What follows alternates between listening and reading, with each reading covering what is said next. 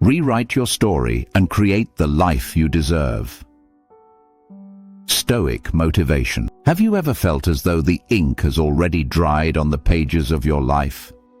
At this stage, it is easy to look back and think that the story is finished, that the paths we've walked have already defined who we are and who we must remain. But I want to ask you something. If you could hold the pen today with all the wisdom you now possess, what would the next chapter look like? Perhaps you aren't standing at an end, but at a clearing, a place where the noise of the world finally fades, allowing you to settle into the life you deserve.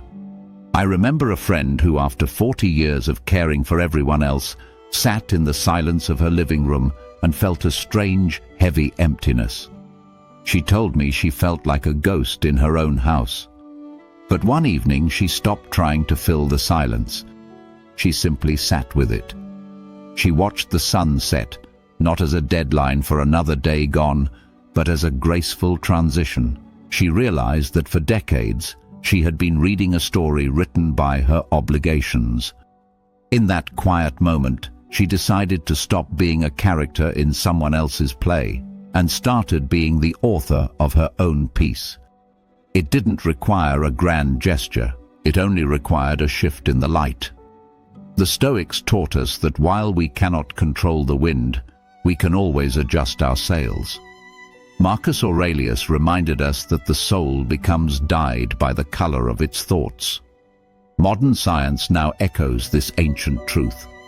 Our brains possess a beautiful quality called plasticity, the ability to form new pathways, new joys, and new perspectives, no matter our age.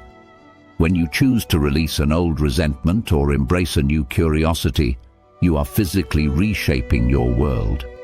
Rewriting your story isn't about changing the past, it's about changing the lens through which you see the present. This is how you begin to cultivate the life you deserve. But here is the part most people overlook. Rewriting a life doesn't happen in giant leaps. It happens in the small, quiet pauses of the day. To begin this renewal, I invite you to try 3 gentle shifts. First, the morning threshold. Before you reach for the world or the news, spend 3 minutes in total stillness. Simply notice the breath. Remind yourself, I am here. I am capable of peace. Second, the observation walk. Step outside not to reach a destination or a step count, but to find 3 things of beauty you haven't noticed before. The texture of bark, the shape of a cloud, the sound of a distant bird. Third, the sunset review. As the day closes, name 1 thing you handled with grace. Not a task completed, but a moment where you chose kindness or patience over frustration. These are not chores, they are invitations to return to your own center. You are not starting over, you are returning to yourself. There is a deep, steady strength in you that time hasn't weathered, it has only refined it. The story isn't over because the sun is lower in the sky. The light is simply warmer now, and the shadows are longer, revealing a depth you couldn't see in the heat of noon. You have walked far. You have earned this moment of clarity. Take the pen.